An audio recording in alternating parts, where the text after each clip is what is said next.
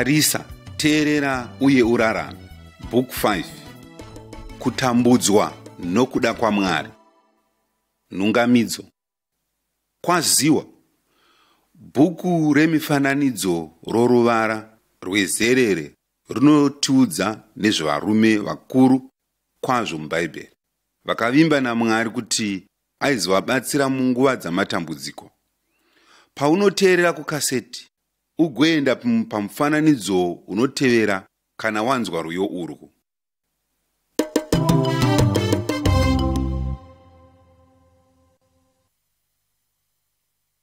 Mufananidzo 1. Naamani anoenda kumba kwaErisha. 2 Madzimambo 5 ndima 1 kusvika ndima 12. Erisha akanga ari mudzidzisi nomuprofita mukuru waMwari muIsraeri. Erisha aiziva kuti Mwari aigona kuita chinhu chipi zvacho. Rimwe zuva mumwe murume ainzi Naamani akauya kumba kwaErisha. Naamani akanga ari mutungamiriri wehondo yavaAramu. VaAramu vakanga vari vavengi vavaIsraeri. Naamani akanga ari murume akashinga uye ane simba, asi akanga ane maperembudzi, chirwere cheganda. Akauya kuIsraeri nokuti akanga anzwa kuti Erisha aigona kuporesa maperembudzi ake. Asi Erisha haana kana kutombobuda kuti andomukwazisa. Erisha akatuma muranda wake kuti aende andoudza Naamani mashoko okuti, enda unoshamba kandomwe muJorodhani rwizi, ipapo nyama yako ichadzorerwa pakare uye uchava wakanatswa. Naamani akatsamwa ndokuti, ndanga ndichifunga kuti zvirokwazvo achauya kwandiri agomira achidana kuzita raJehovha Mwari wake, agoninira ruoko rwake panzvimbo yacho agondiporesa maperembudzi. Saka Naamani akabvapo akaenda akatsamwa kwazvo.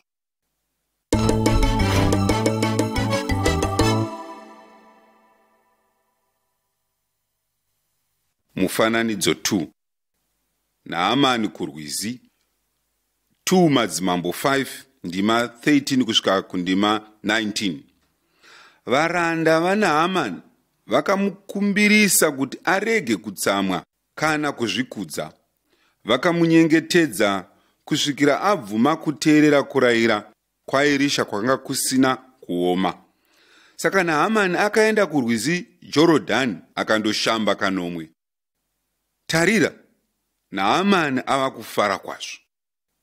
Maperembudzi ake aporeswa zvachose.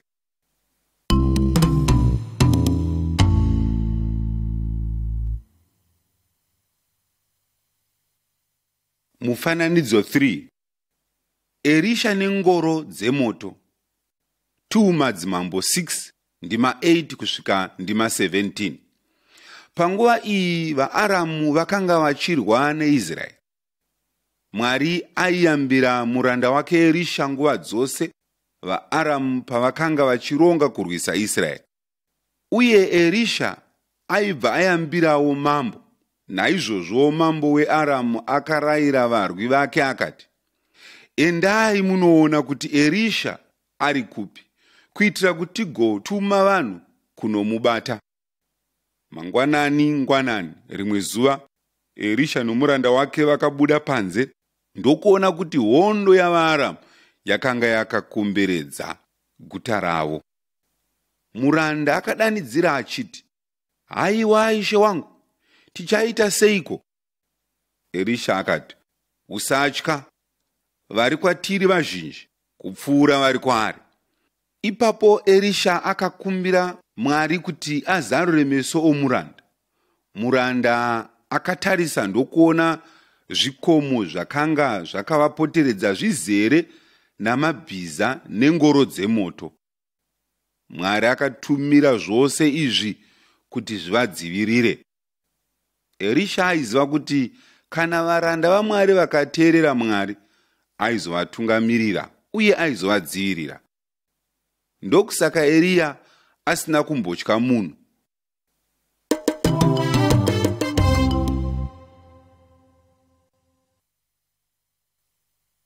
Mufananidzo 4. Erisha nehondo yakapofomadzwa. 2 Madzimambo 6 ndima 17 kusvika kundima 23. VaHebheru 10 ndima 30. VaRoma 12 ndima 19 kusvika ndima 20. Zvirevo 25 ndima 21. VaAramu pavakasvika pedyo kuti vabate Erisha, akanyengetera kuna Mwari achiti, "Pofomadzai vanhu ava." Pakarepo varwi vose vakatadza kuona. Erisha akaenda kwavari ndokuti, "Nditeverei, ndichakutungamirirai kumunhu wamuri kutsvaka." Erisha akatungamirira varume vose ava ndokupinda navo muSamaria chaimo, guta guru reIsraeri. Imomo Erisha akanyengetera kuna Mwari zvakare ndokuti, "Jehovha, svinudzai meso avarume ava kuti vaone." Ipapo vaAramu vakaona kuti vakanga vava muguta ravavengi vavo.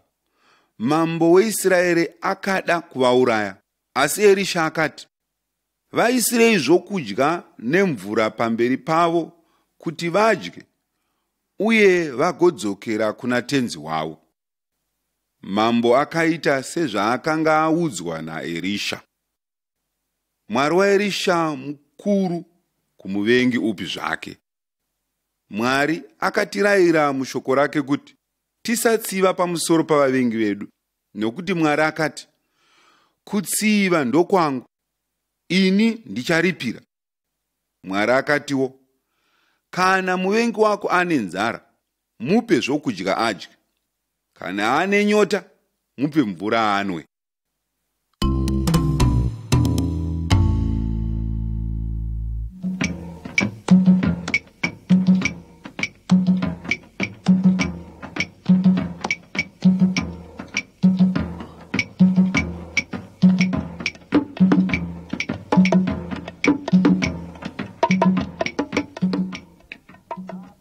Mufananidzo 5. Kukombwa kweSamaria. 2 Madzimambo 6 ndima 24 kusvikira 2 Madzimambo 7 ndima 2. Tarisa uone, mambo weIsraeri akanga achifamba pamusoro porusvingo rweguta. Vakadzi vaviri ndokuuya kwaari. Vakakumbirisa mambo kuti avabatsire. Vakanga vaita nzara zvokuti vakanga vave kudya vana vavo. Zvakaita saizvozvo nokuti hondo yavaAramu yakanga yauya zvakare kuzorwisa Israeri. Yakakomba guta reSamaria zvokuti munguva shoma shoma vaIsraeri vaive muguta vakanga vasisina zvokudya. Mambo akashaya zvokuita. Akanga atsamwa nokuti Mwari akanga asina kuvaponesa kubva kuAramu. Ipapo akafunga zvokuuraya Erisha, muranda waMwari. Erisha akatuma shoko kuna mambo achiti, "Zvanzi naJehovha Mwari, nenguva yakaita seino mangwana, upfu hwakatsetseka nebhari zvichatengeswa pasuo reSamaria."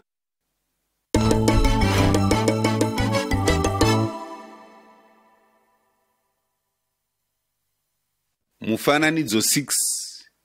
Varume 4 vaiva nemaperembudzi. 2 Madzimambo 7 ndima 3 kusvika ndima 20. Panguva iyoyo varume 4 vakanga vakagara pasuo reSamaria. Vose vaive namaperembudzi. Vakataurirana vachiti, "Tichagareiko pano kusvikira tafa? Ngatiende kumusasa wavaAramu, hondo yavaAramu, tinozvipira hedu."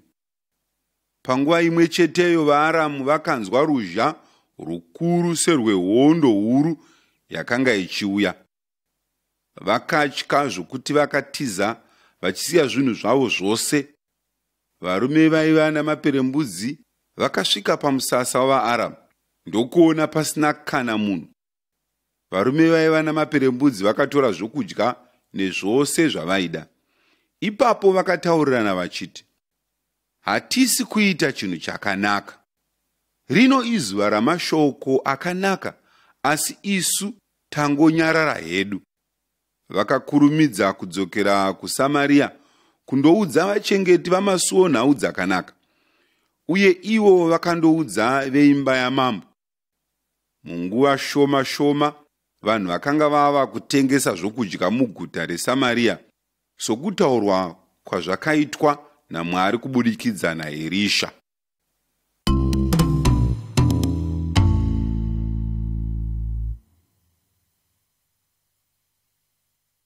Mufananidzo 7. Jona anotiza kubva kuna Mwari. Jona 1 ndima 1 kusvika ndima 7. 2 Madzimambo 13 ndima 14 kusvika ndima 20. Mushure mekufa kwaErisha, kwakava nomumwe muprofita muIsraeri ainzi Jona. Mwari akati kuna Jona, enda kuguta guru reNinevhe undoriparidzira, nokuti kuipa kwaro kwasvika pamberi pangu. Vanhu veNinevhe vakanga variwo vavengi vaIsraeri. Jona akanga asingadi kuenda kwavari, saka akaedza kutiza. Akawana chikepe chaenda kunyika yakanga iri kure, akaripa muripo werwendo chikepe ndokufamba. Asi munguva shoma shoma dutu guru rakauya pagungwa. Vanhu vaiva muchikepe vakatya kwazvo. Vakati, uyai tikande mijenya, tione kuti ndiani aita kuti tiwirwe nenjodzi iyi. Saka vakakanda mijenya, uye vakaona kuti Jona ndiye akanga ane mhosva.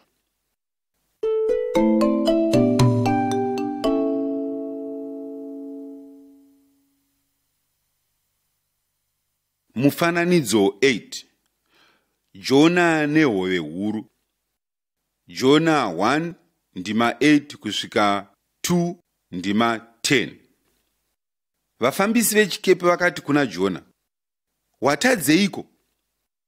Akavaudza kuti akanga achitiza kubva kuna Jehovha.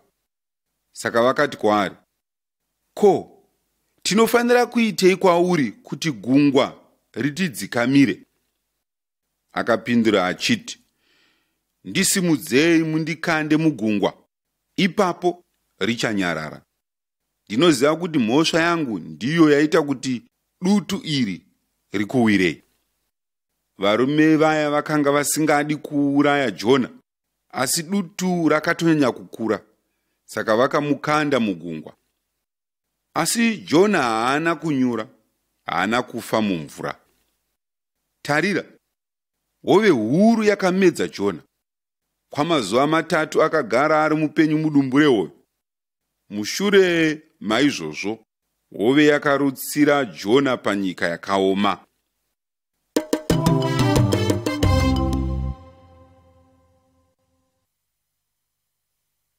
Mufananidzo 9. Jona muguta reNinevhe. Jona 3 ndima 1 kusvika ndima 10. Mwari akataura kuna Jona kechipiri achiti, enda kuguta guru reNinevhe undoriparidzira shoko randinokupa. Saka Jona akateerera Mwari ndokuenda kuNinevhe. Akayambira vanhu achiti, kwasara mazuva 40, mushure maizvozvo Ninevhe richaparadzwa. Mambo navanhu vose vakachema kuna Mwari kuti avaponese. Vakatendeuka kubva panzira dzavo dzakanga dzakaipa, saka Mwari akasarudza kusavaparadza. Tose takafanana naJona uye nevanhu veNinevhe. Tose hatina kuteerera Mwari uye takaita zvakaipa. Tinokodzera kurangwa, asi Mwari anotida. Haadi kuti tiende kugehena, nzvimbo yokutambudzika nokusingaperi. Naizvozvo akatuma Jesu kuti azotiyambira uye atiponese kuitira kuti tibve kuzvakaipa. Jesu akafira zvedu. Akanga ari muguva kwamazuva 3, saJona akanga ari mudumbu rehove kwamazuva 3. Mushure maizvozvo, Jesu akamuka kubva kuvakafa. Zvino ava kupa upenyu husingaperi kuna vose vanotendeuka kubva kuchivi nezvakaipa zvose kuti vamutevere. Idzi inhau dzakanaka, uye tinofanira kudzigovera vanhu vose.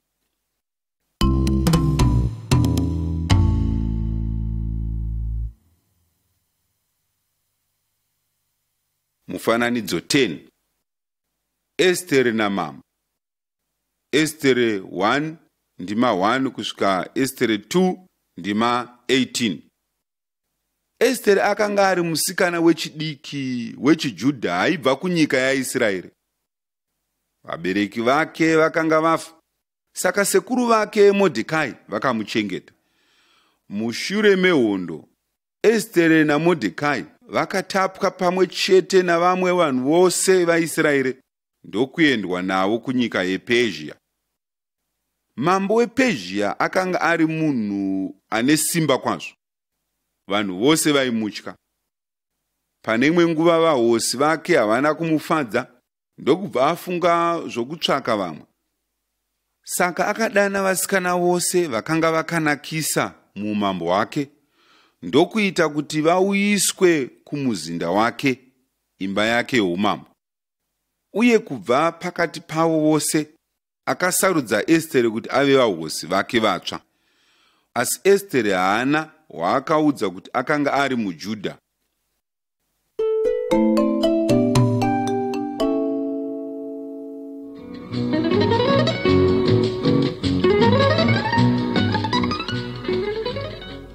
Mufananidzo 11.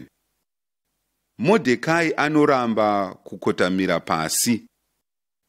Estere 3 ndima 1 kusvika Estere 4 ndima 17. Estere 5 ndima 14. Johani 3 ndima 16. Mufananidzo uyu tinoona murume anonzi Hamani, murume aikosha kwazvo muPezhia. Vanhu vose vaifanira kukotamira pasi, Hamani vachimukudza nguva dzose paaipfuura napavari.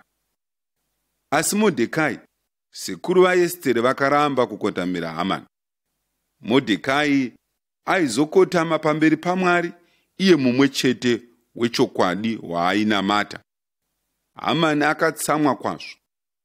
Akafunga zvokutsiva pamusoro paModhekai. Rimwe zuva Hamani akaudza mambo kuti kuna vamwe vanhu vakapararira nokutekeshera vari pakati pamarudzi mumatunhu oushe hwenyu, vane tsika yakasiyana navamwe vanhu vose, uye havateereri mirayiro yamambo. Akanga achitaura nezvavaJudha. Hamani akatiwo, ngapaiswe chirevo mutemo chokuti vaparadzwe. Hamani akati aizopa mambo mari kuti izvi zviitwe. Mambo ndokuti zviitwe, asi akaramba mari. Mutemo wakadzikwa muumambo hwose hwePezhia wokuti vaJudha vaurayiwe uye vatorerwe pfuma yavo. Hamani akaitawo kuti pamiswe matanda makuru okuti Modhekai asungirirwepo. Modhekai akakumbira Estere kuti aende kuna mambo kuti andokumbirira vanhu vake. Asi Estere akati, murume upi zvake kana mukadzi anosvika pana mambo asina kudaidzwa anofanira kuurayiwa. Estere akakumbira vaJudha vose vaiva muguta kuti vasadya kana kunwa chinhu kwamazuva 3 uye vagomunyengeterera kuna Mwari. Iye navaranda vake vaizoita zvimwe chetezvo. Akatiwo, kana izvi zvaitwa, ndichaenda kuna mambo, kunyange zvisingatenderwi nomurayiro, uye kana ndichifa, ndichafa hangu.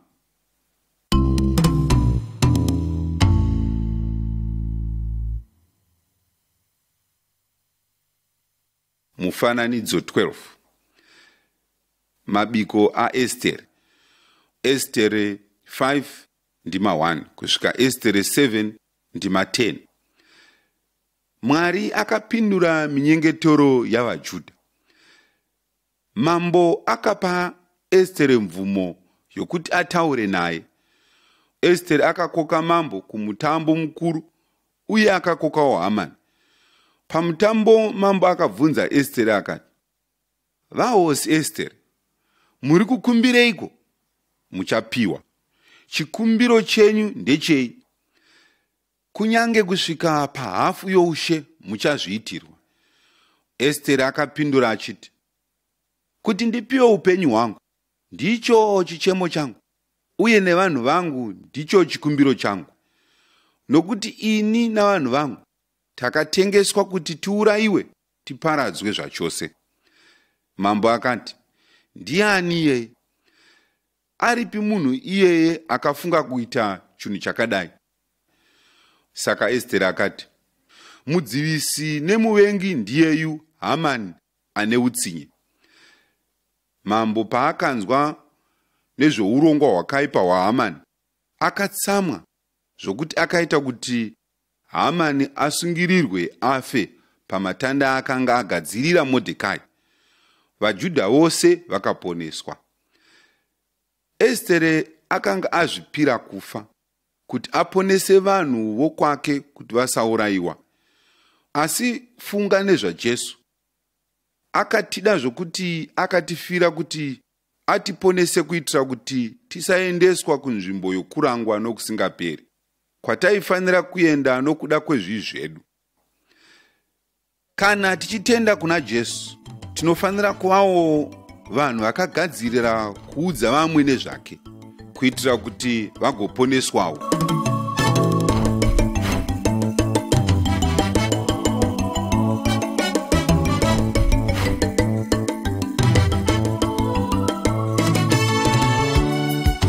Book 5. Nhungamidzo.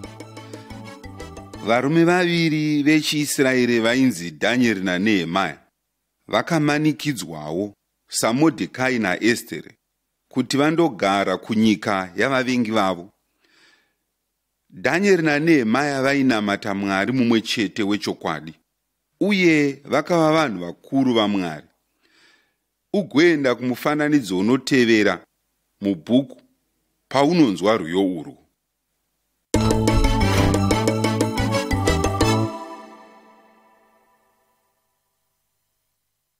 Mufananidzo 13. Dhanieri neshamwari dzake. Dhanieri 1 ndima 1 kusvika ndima 21. Mufananidzo uyu unoratidza kuti Dhanieri neshamwari dzake nhatu vakanga vari vaJudhawo, ivo vaIsraeri. Vakatorwa navavengi vavo vakaendwa navo kunyika yeBhabhironi. Mambo weBhabhironi aida kuti vamushandire, saka vaifanira kudzidza mutauro wokuBhabhironi uye netsika dzaikoko. Asi Dhanieri neshamwari dzake akaramba kudya zvokudya zvaikosha zvamambo, zvakanga zvichipikisana netsika dzavaJudha. Vaida kuchengeta mirayiro yaMwari uye vagomukudza, saka vakakumbira kuti vapiwe miriwo vagodya uye nemvura yokunwa. Murume aivachengeta akatya kwazvo kuti vaizoondoroka vagorwara. Asi Mwari akavachengeta uye vakava noutano neuchenjeri huri nani kupfuura hwavamwe varume vose vakanga vachishandira mambo muBhabhironi.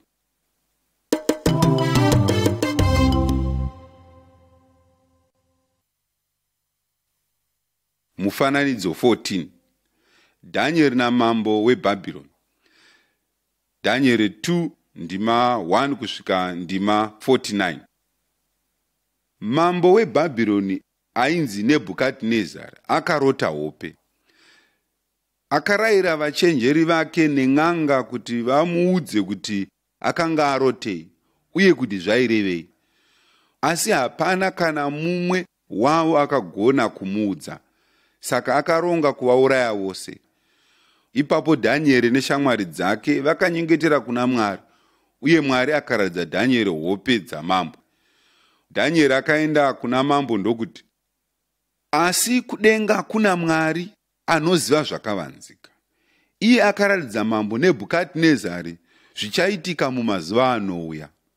Dhanieri akaudza mambo kuti muhope dzake akanga aona umambo hwose hwenyika, uye akaonawo humwe umambo hukuru hwakauya hukaparadza umambo hwakanga hwavapo. Umambo ihwohwo hwaMwari huchavapo nokusingaperi. Mambo akafadzwa namashoko aDhanieri. Vachenjeri nen'anga vakasiyiwa vari vapenyu. Dhanieri ndokuitwa mubati weBhabhironi yose ari pasi pamambo. Zvose zvinoitika munyika zviri pasi pokutonga kwaMwari mukuru, aitaurwa nezvake naDhanieri. Naizvozvo hatifaniri kuenda kun'anga asi kuna Mwari. Tinofanira kuvimba naye kuti tiite zvinhu zvakanaka.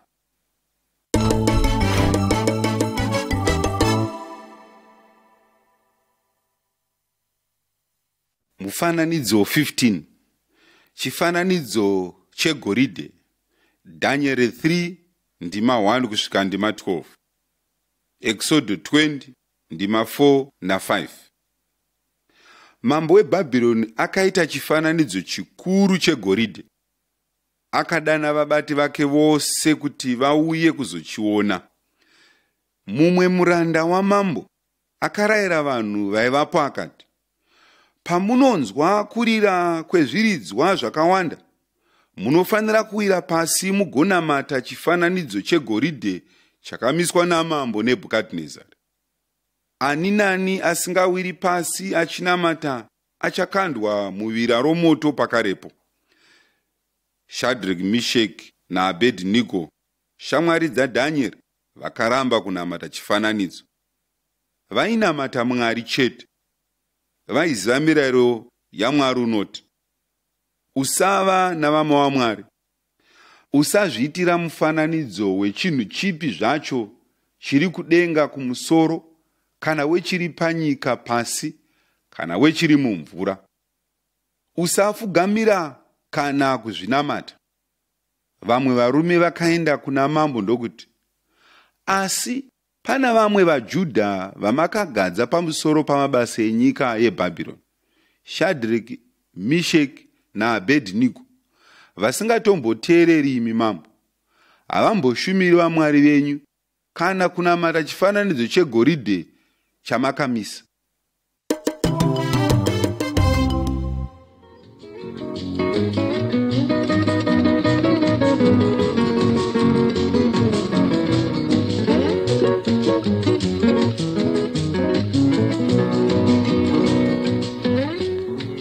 Mufananidzo 16. Vira romoto. Daniel 3 ndima 13 kusvika ndima 28. Exodo 20 ndima 3 kusvika ndima 5. Mambo akatuma nhume kuti dzindodana shamwari nhatu dzaDhanieri. Akati kwavari, kana mukasanamata chifananidzo chegoridhe, muchakandwa muvira romoto. Ipapo ndimwari upi achagona kukununurai kubva muruoko rwangu? Varume vaya vakapindura vachiti, Mwari watinoshumira anogona kutinunura kubva mariri, uye achatinunura kubva muruoko rwenyu imi mambo. Asi kunyange akasadaro, tinoda kuti muzive imi mambo, kuti hatizi kuzoshumira vamwari venyu kana kunamata chifananidzo chegoridhe chamakamisa. Saka Shadhreki, Mesheki naAbhedhinego vakakandwa muvira romoto. Ipapo mambo akadanidzira achiti, tarirai, ndiri kuona vanhu vana vachifamba-famba mumoto, vasina kusungwa uye vasina kutsva, uye wechina anoratidza somwanakomana waMwari. Varume vatatu vaya pavakabuda mumoto vakanga vasina kutombotsva. Mambo akati, Mwari waShadhreki, Mesheki naAbhedhinego ngaarumbidzwe. Iye akatuma mutumwa wake kuzorwira varanda vake, nokuti hakuna mumwe Mwari angaponesa nenzira iyi.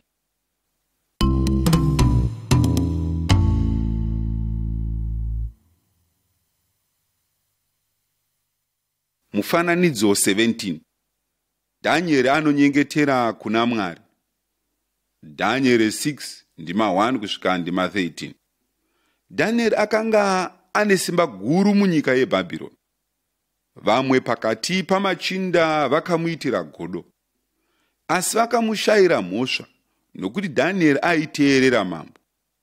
Saka vavengi vaDhanieri vakaenda kuna mambo ndokuti, mambo ngaateme chirevo chokuti ani nani anonyengetera kuna Mwari upi zvake kana munhu pakati pamazuva 30 kunze kwamuri imi mambo achakandwa mugomba reshumba. Mambo akabvumirana navarume ava uye akadzika mutemo mutsva. Dhanieri akanzwa nezvomutemo mutsva wamambo, asi akaramba achinyengetera kuna Mwari katatu pazuva sakare. Vavengi vake pavakamuona achinyengetera, vakaenda kuna mambo ndokuti, Dhanieri haana kuteerera mutemo wamakadzika.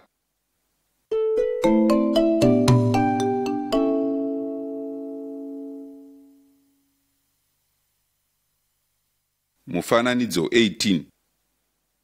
Dhanieri mugomba reshumba. Dhanieri 6 ndima 14 kusvika ndima 24. Mambo akanga asingadi kuti Dhanieri afire mugomba reshumba, asi akanga asingagoni kupindura mutemo. Saka Dhanieri akakandwa kushumba. Mangwanani ezuva rakatevera, mambo akamhanyira kugomba reshumba ndokudanidzira achiti, Dhanieri, iwe muranda waMwari mupenyu, Mwari wako iye waunoshumira nguva dzose, agona kukurwira pamuromo weshumba here? Uye Dhanieri akapindura achiti, Mwari wangu akatuma mutumwa wake akadzivira miromo yeshumba. Mambo akafara kwazvo. Dhanieri akabudiswa mugomba reshumba. Mambo akarayira vavengi vaDhanieri ndokukandwa kushumba, uye pakarepo shumba dzakavabvambura. Hatifaniri kutombotya zvatingaitwa navanhu. Tinofanira kuimba naMwari mupenyu akabatsira Dhanieri neshamwari dzake. Kunyangwe vanhu vakatiuraya, tinoramba tiine tariro, ndokuti Jesu akauya achibva kuna Mwari kuti azopa upenyu husingaperi kuna vose vanomuda uye vanomushumira.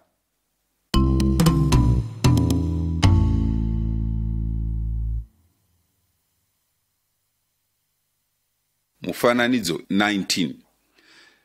Nehemia pamberi pamambo mukuru. Nehemia 1 ndima 1 kusvika Nehemia 2 ndima 7.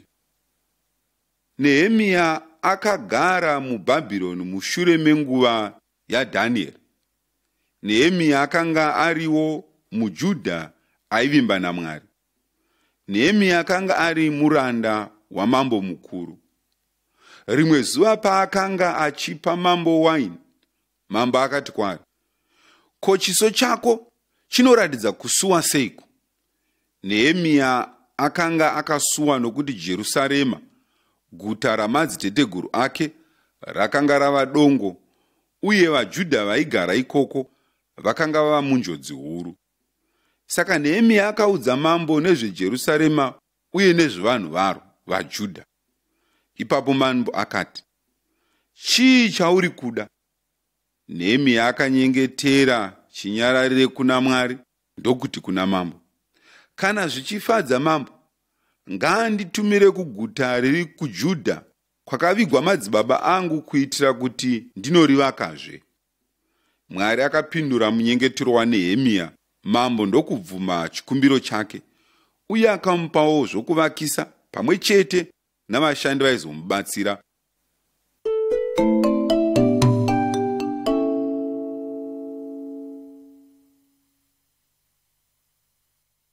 Mufananidzo 20.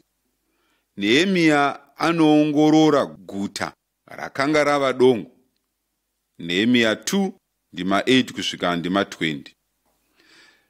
Nehemia navabatsiri vake akafamba rwendo rwose rwokuenda kuJerusarema. Chokutanga, Nehemia aida kutanga kuongorora masvingo kuti aone kuti akanga akakuvara zvakadii. Saka akatasva bhiza rake ndokufamba achipoterera guta. Akaita izvi panguva yousiku kuitira kuti pasava neanoziva zvaakanga achiita, nokuti vavengi vavaJudha vakanga vanzwa nezvaNehemia uye neurongwa hwake. Vakanga vatsamwa kwazvo. Vakanga vasingadi kuti munhu upi zvake abatsire vaJudha. Mangwanani akatevera, Nehemia akadana vaJudha vose pamwe chete ndokuti, uyai ngativakeizve rusvingo rweJerusarema, kuti tisazonyadziswazve. Akavaudza kuti Mwari akanga anaye, uye kuti akanga ane mvumo yamambo weBhabhironi. Saka vaJudha vakapindura vachiti, ngatitangei kuvaka.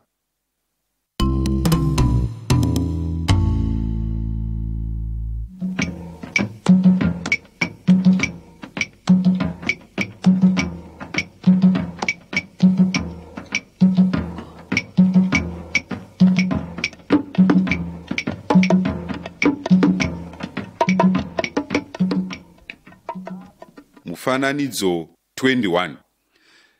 Kuvaka masvingo. Nehemia 3 ndima 1 kusvika Nehemia 6 ndima 19. VaJudha vakatanga basa. Vakabvisa zvose zvakanga zvakakoromoka, vamwe vachivaka masvingo, vamwe vakavaka masuo. Vavengi vavaJudha vakatsamwa kwazvo. Vakaedza kuuraya vashandi. Saka Nehemia akanyengetera kuna Mwari zvakare, nokuti aiziva kuti uchenjeri hwose nesimba rose ndezvaMwari. Aida kuti Mwari amuratidze zvokuita. Ipapo akaisa varume vaiva nezvombo pamasvingo kuti vachengete vashandi. Vanhu vakatakura zvombo ndokugadzirira hondo. Vavengi havana kugona kuuraya Nehemia kana vamwe vaJudha.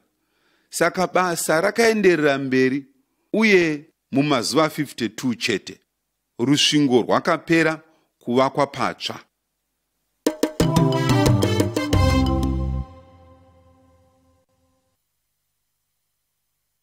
Mufananidzo 22. Ezra anoverenga mirayiro. Nehemia 8 ndima 1 kusvika Nehemia 13 ndima 31.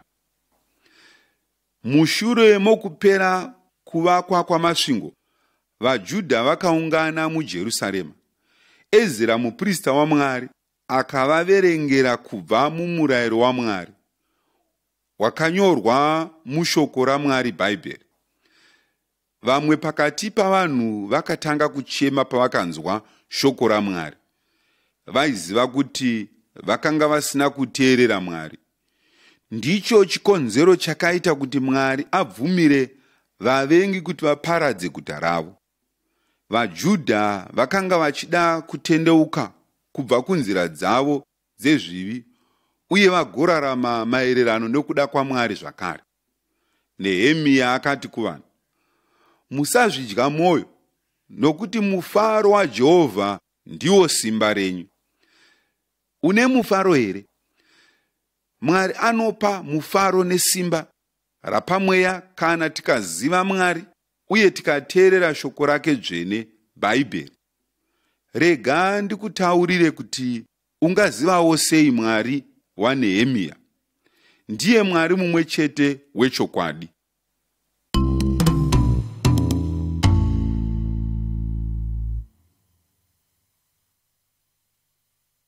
Mufananidzo 23.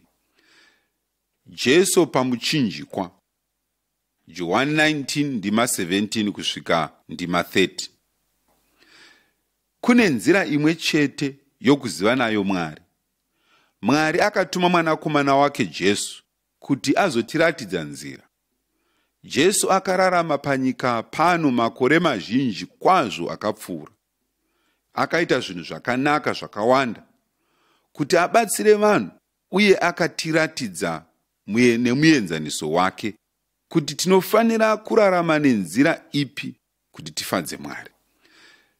asi hatina kutevera muenzaniso wake, nokuti hatina kumuziva asati auya. Tose takatadzira Mwari. Mwari anoranga mutadzi anoramba shoko rake kana kuda kwake. Mushure mokufa kwomunhu iyeye, Mwari anomuendesa kugehena, nzvimbo yokutambudzika nokusingaperi, kure naMwari. Shoko raMwari rinotidzidzisa kuti akaita munhu wokutanga kubva muvhu. Saka patinofa miviri yedu inodzokera kuvhu. Asi mweya womunhu unova chikamu chedu unodzokera kuna Mwari akaupa. Ipapo ndipo patinogamuchira kuranga kwaMwari kana mubayiro. Kunyangwe zvazvo Jesu asina chakaipa chaakaita panyika, Mwari akabvumira vanhu vakaipa kuti vamuuraye. Vakamuroverera pamuchinjikwa womuti. Nokuti Jesu anoda vanhu vose, akatakura kurangwa kwezvivi zvavanhu vese. Zvino kana tikatendeuka, Mwari acharegerera zvivi zvedu kuitira kuti tigogona kumuziva uye nokumuteerera. Vateveri vechokwadi vaJesu havasi kuzorangwa mushure mokufa. Vachamuda uye vagomushumira nokusingaperi.